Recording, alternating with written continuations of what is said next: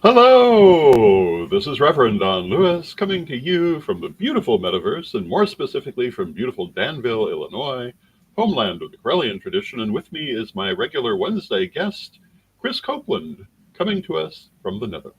Hi, Krys. Hi, Reverend Don. Good to see you. Good to be back. And how are things on the other side of the planet today? Cold, just very cold. A little rainy, the usual in the Netherlands. So yeah. Um, It's cold here too, but we've had a couple of warmer days. Tomorrow is supposed to get I think down to 25. Today is more like 35, so a little more bearable. yeah, it's been It, close to freezing here, but which is very mhm. cold for me as a Texan. So I don't care about that. That's true. They could Um, take that cold weather back. I have the advantage of having grown up here, so I'm not completely unfamiliar with it. Yeah. Um, could have done with a later starting winter, but what are we going to do? So uh, today, we want to welcome everyone to the show. Today is, of course, Midday with Reverend Don. And as you know, if you follow Midday with Reverend Don, you can type your questions or comments onto whatever platform you're watching on. They should show up here in our chat room. The chat room is not on the screen today because we have a guest. And we're going to be talking about what's new at CorellianPublishing.com. And I believe we're going to be talking once again about Reverend Don's book of uh, stones, metals, and crystals. Yeah, I thought we'd have a conversation inspired by the book today, taking a little bit of the content from the book regarding techniques for clearing energy using crystals. I think most practitioners are aware of like one, maybe two methods, or regularly use one or two methods. But there's actually quite a lot of different methods that you've included here for ways to use crystals for clearing out negative energy from spaces. Yes, indeed. Um, can you talk a little bit about what your favorite ones are? What you like to use in particular? Well, first I want to say hello to Renee in the chat room. It's good to see Hi, you, Renee. Renee. Um, I don't know that I necessarily have just one favorite, but it really kind of depends what I'm doing because I find certain things will work better for certain purposes. And in general practice, I prefer to keep things as simple as possible. And so the simpler things would be my general favorite. And hello to Nikki in the chat room. It's good to see you, Nikki. Hi, Nikki. Good to see you. But if I'm doing like a full ritual, especially with people, then something more complex is going to be more useful um, for involving everyone and for appealing to that magical mindset. Or if I'm working with the crystal web, and especially if I'm setting up something that's intended to be long term. So one of the things that to me makes a big difference, and hello to Magical Cloud in the chat room. Hi, Magical Cloud. Good It's to good see to you. see everybody. Um, I love to see everyone in the chat room, both because I love to see them, because it does tell me we're broadcasting properly, which is not always a given. Uh, there have been days that we have not gone everywhere we're supposed to be going. But if you're going to be setting up a crystal grid, for example, that's going to be up for a while, putting more time into it, using more elements in it makes, um, in my mind, a lot more sense than if you're doing something that is um, going to be done in one sitting. And I'm less inclined to go for more elaborate things for a one sitting purpose. But that's me, and everybody is different. I've known people who love to use elaborate arrangements, even for very simple workings. And if that works best for you, that's what you should do. But the nice thing about working with stones and crystals, with all of these different techniques, is how they work together and how you can involve different ones to build a complicated interaction of their energies that can be very precise depending on what you want to do. And so that's what I would say to that. And I Yeah, talk that's about it obviously in far too much detail in the book, or the book would be done with its editing in people's hands by now. But the consolation part to that is that it's a pretty good book. It's I've said before, it's a little more in depth than I intended to go. Um, but like I say, when you start working with stones and crystals and seeing the way they interact with each other and how you can raise and focus energy through them, it can lead you in many directions. Although I suppose part of the reason that I've gone maybe a little farther with this book than some others is that I have a propensity towards stones as opposed to some other things. yeah. I have a fondness for stones myself. I've got they're all packed up right now because we're getting ready to move. But Mm. yeah, crystals and stones and things like that. They just put good vibes in the Mhm. air and especially if Yeah, you find one that you really like or you just and really you can really. hold them, and you can Yes, hug them and pet them and call them George. Uh, exactly.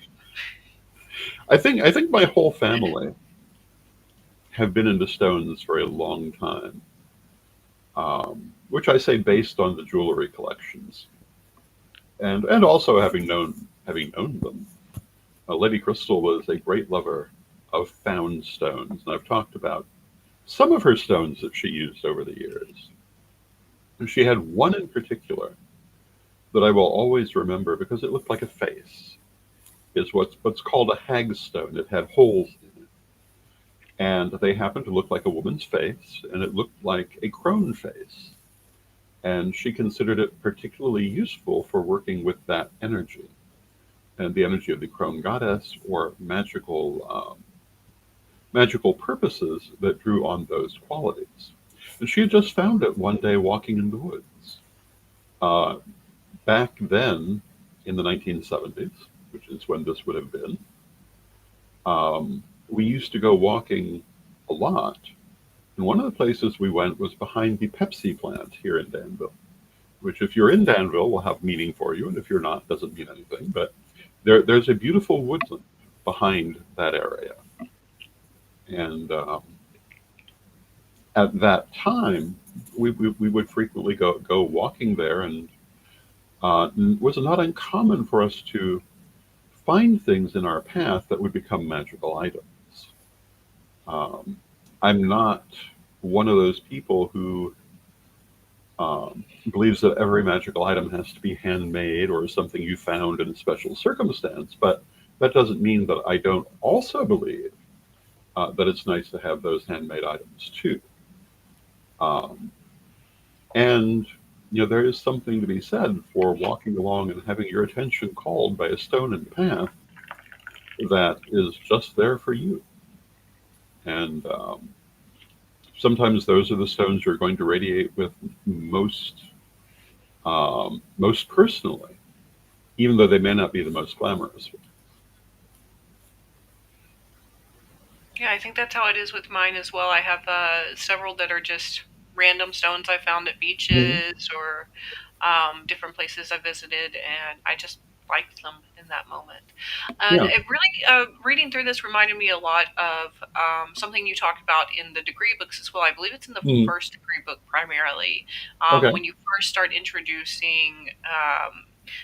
Magic and how to work with it using these tools, and you Hmm. call the tools keys Yes. to help open the energy that's really within ourselves, that we're able to access that um, magic better if we have a key. But once Hmm. we know how to access it, then we may not necessarily need a key. A key just may make it easier for us. So, Hmm. and you talked about how you've been able to have complete rituals where it was just completely within your Oh yeah. mind. Hmm. Yeah, without any tools. I found that concept really fascinating. The Okay. tools are great. The tools are nice to have, Hmm. but they're keys for opening up something that's already within yourself. Yes. And I am a very great believer in that idea that you don't need anything external which doesn't mean that nothing external can be helpful, but you don't need it. Everything you need is inside. Um, and some of the most powerful things I've ever been involved with were entirely astral in character, entirely internal in character. And I've also been in wonderful rituals with all kinds of external things. Um, but like I was saying earlier, for me, that often has to do with who's in the ritual, and that idea of wanting to gather the attention, wanting to inspire people, wanting to open their magical self. Um, and particularly when you're starting to learn metaphysics, that sort of key, which opens your magical thinking, can be very important. But the longer you do it, the less important it's likely to become. Um, you know, in fantasy, there are all of these wonderful magical artifacts that make the magic possible. And all of these fantasy books, you have people running after the enchanted ring of whatnot, or the magical goblet of whoever, and and things like that do exist. But in my experience, the more a person masters metaphysics, the less external things they require. Um, they may have them, and they may be imbued with considerable energy, but they don't need them. And the way I've always preferred to put it is, if your car is skidding off the road in the middle of an ice storm or something like that, I did say the I word, but in the middle of an ice storm or something like that, that's when you need magic. You're not going to have a big altar, you're not going to have a bunch of magical tools, but you'd better be able to call on that power at that moment, or why have you bothered? And I've been in that situation and situations like that. Um, the one I most remember, about 20 years ago, my car was T-boned by another one. And in that moment, I used a great deal of magic to have a good outcome to that situation. And the car was totaled, but I was fine. But I'm not sure that's what would have happened without the magic. But because I didn't need anything external, I could draw on all of that at that moment. And, as time does, it slowed down for the purpose. But to me, that is where you want to get in metaphysics. But that doesn't mean that you don't also um, use these external keys as well, but in different circumstances. One of the things I've always enjoyed doing is creating elaborate altars, for example, because I find that that does put people in the right metaphysical frame of mind. When I was doing, for example, the daily prayer or the weekly prayer that I used to do, and we're talking about bringing that back, but we're working on logistics. But I always felt the altar was a very important part of that, because it helped people to feel they were taking part in something special. It wasn't that all those things were necessary to make the magic happen, but they were helpful for making the people feel magical. And of course, certain items do give energy of their own. And when we talk about stones and metals and crystals, um, in my mind, that's particularly true, because every one of them has its own energy. And well, for example, I'm wearing this particular little brooch today, and it has gold on it, and that makes it very good for anything that is active and outward facing in the world, as opposed to silver, which is more internal and emotional. And when you wear something in either of those two metals, it will help to influence your energy in that direction. Or, and of course, I have lots of stones right nearby, but um, I'm very fond of this ring, which is turquoise and lapis lazuli. Very good for psychic work, very good for spirituality. Um, and if I were wearing it, that's what I would be looking to focus on. Um, but the stones do help with that. I mean, they do add energy, but they're not necessary because in the end, you have to be able to access it in yourself, or it's not really going to help And you also talk, speaking of grids and networks that are you. that you can tap into like that. You can get Uh, very elaborate with this. yes, exactly. I was thinking of your section on the dives into the crystal web, including Hmm. how it was set up and what its purpose is, and how to connect to the web, how to use Hmm. it Yeah. in your own life, as well as how to add energy to it. I mean, we're Um, talking about elaborate grids. That's a place where that can be very helpful. And in Chicago, there's a place called Cricket Hill, and I've been told that it's kind of narrow. It's kind of um, less of a hill now than it once was. But underneath this, there is an elaborate crystal grid that we set out. I don't know how many decades ago now. I'd say probably about 30 years ago now. And I think there were about 30 amethysts in that grid, and a great many quartz crystals in elaborate um, geometric designs, all of which had their purposes. And they were put out in such an elaborate manner because they were meant to stay. And presumably they're all still there and still doing what they were set up to do.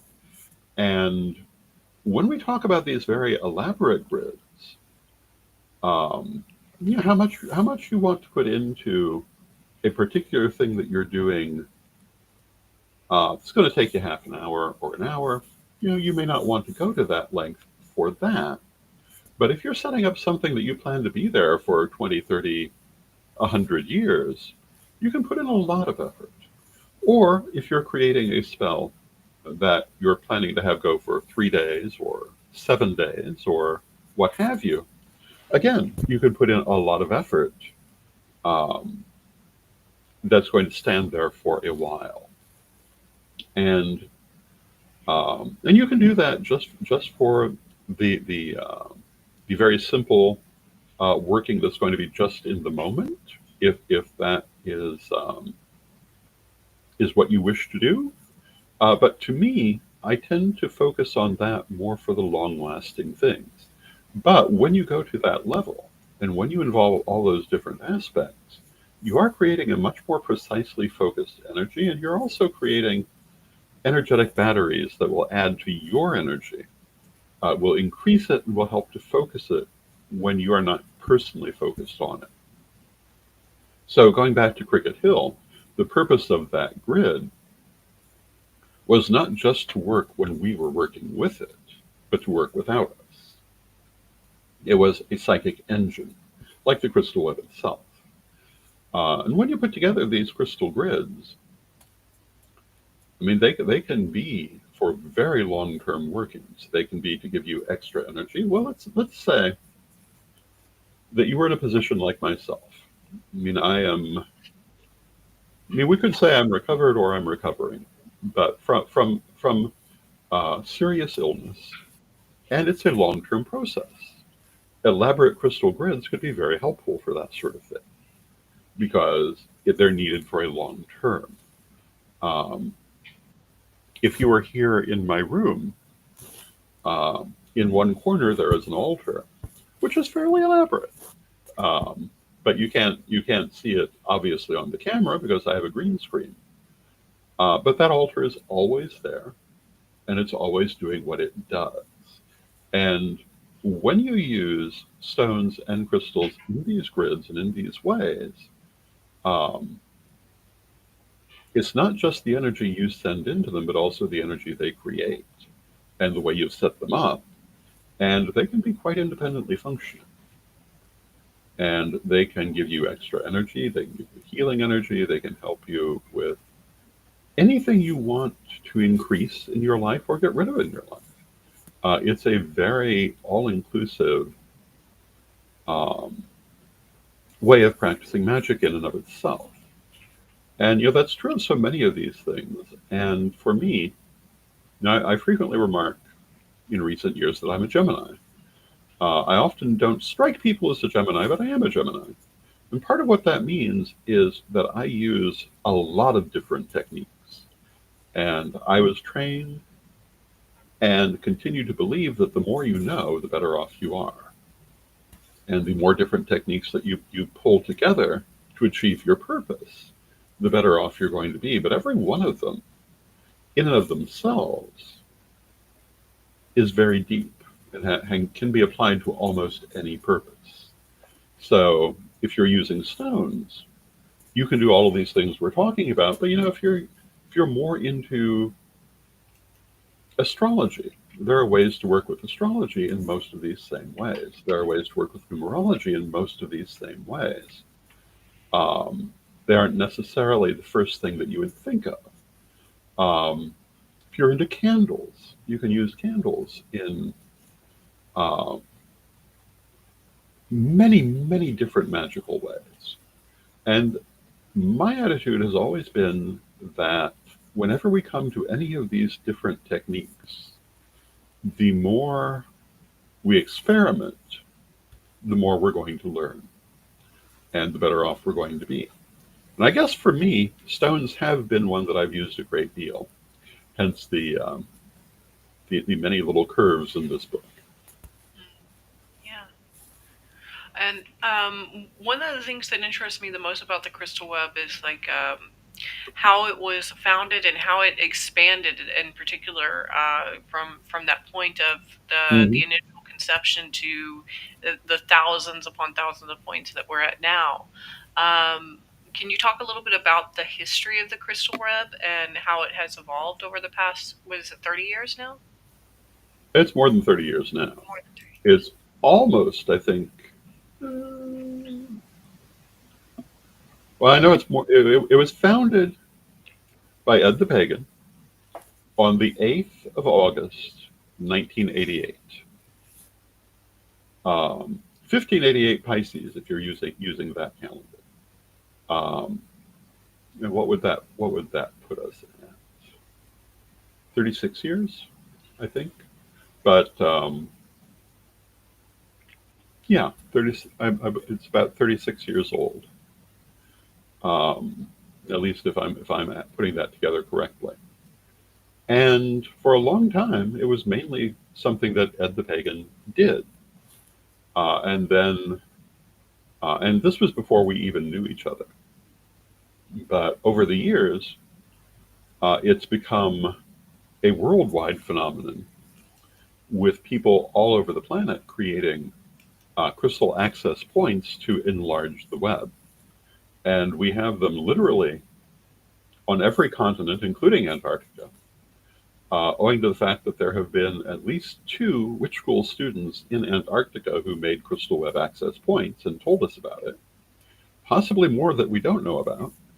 Um, but Antarctica does not have any permanent population.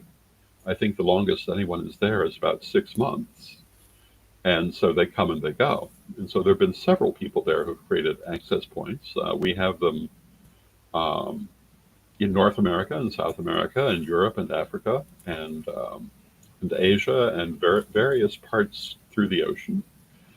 And you can work with the crystal web as a whole or with your own access point to access that whole. Um, and it's a very useful thing. It is, I think, the largest psychic engine that's ever been created, and a great repository of energy that you can use for healing, for manifestation, for communication. It has many, many positive applications. And I'm really excited to see how people can create those their own points around the world. Like you said, we have them Mhm. in Antarctica, and I would say it's close to 100 or a little over 100 countries by this point, something like that. Oh, I'm sure, yeah. Yeah. So if anyone is interested in becoming part of the crystal web and establishing your own point on it. We do have kits available on the Mm. website, the Crystal Web Access Point kit and booklet. So it has a little Yes. booklet with it to teach you how to do it, how to do the ritual, and a crystal comes with it as well. So you have everything you need. Yeah. If you're looking for that, just check out our website at CrellianPublishing.com for that. And we also, every month, we do a ritual to heal and revitalize the web, and that is on the 11th day of every month. So we'll be doing that tonight. Yeah, And if you're watching us here, the ritual will be on these same channels at 7 o'clock Central. so feel free to join in for that and re-energize the crystal web. So yeah, that's basically what I wanted to talk about for Yeah. this evening or this session was, and also to mention the actual techniques themselves that Mm. you discussed. So there's sensing with crystals, was actually Mm. we had a great conversation about that word sensing and Yeah. how you prefer it to smudging. Could you talk a little bit about why there has been some controversy over the use of the word smudging and why you've chosen to go with sensing instead of smudging? Um, well, in recent years, there's been a lot of controversy around the word smudging, um, on the premise that this is a Native American practice. But the ways in which we use that term, um, in Wicca, for example, are not remotely the same thing that Native Americans do. It's the word that's the issue. We often use that to refer to cleansing by smoke, which is more traditionally called sensing. Um, and I am trying to make it a point to return to that older term, um, or the word cleansing in general. Um, and I think that this, I don't know that I think,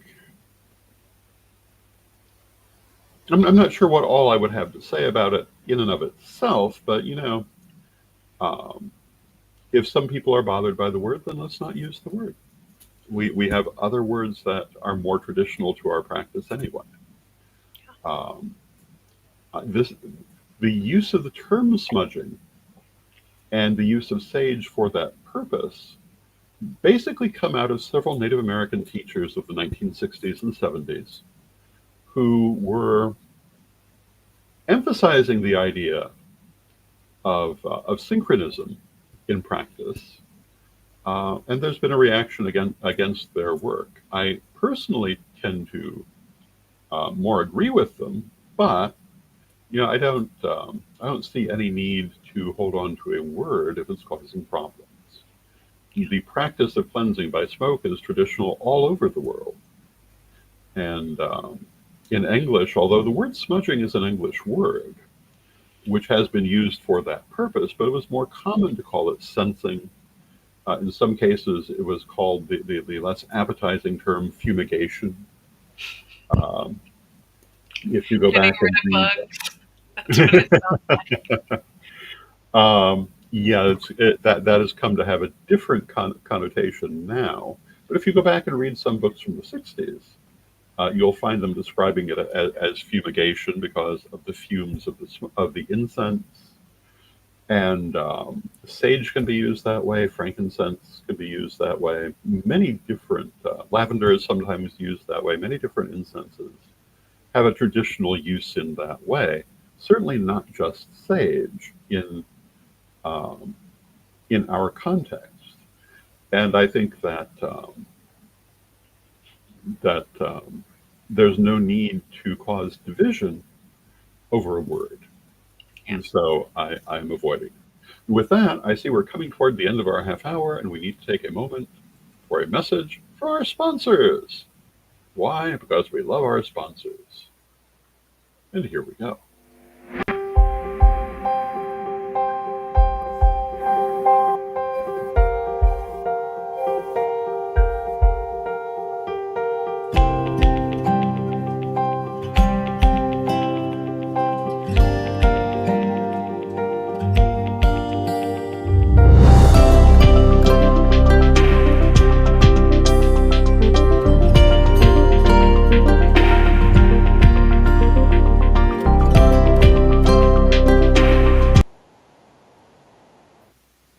Ready to unlock the secrets of the universe? Join me, Rev Don Lewis, for my metaphysical and magic auctions at Gaia Thrift at whatnot.com. Discover fascinating artifacts, mystical crystals, and rare and unusual books that could change your life. Don't miss this chance to bring a little magic into your world. Rev Don's Metaphysical and Magic Auctions, where the extraordinary can become yours. And thank you to our sponsors, Equinox Learning Hub and Rev Don's Metaphysical and Magic Auctions. Our next auction will be Friday the 13th. That's this Friday at 2 p.m. Central. I hope you'll join us for that. And thank you to Corellian Publishing at CorellianPublishing.com. Thank you, Krys, for joining me today. Thank you for having me. And thank you, everyone, for watching. We have come to the end of our time, so let us close with our prayer, as we always do.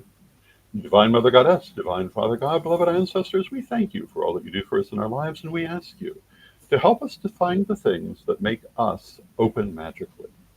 Help us to find the things that stimulate our magical juices, our magical interest, our magical abilities, and help us to make the best use of them in our lives. Beloved Mother Goddess, beloved Father God, beloved ancestors, we thank you with great love, and knowing you are always with us, from respect, we thank you for your presence, and may you be blessed now and always. May you be blessed now and always as well. Blessed be. Blessed be. And I will see you again tomorrow, and thank you again.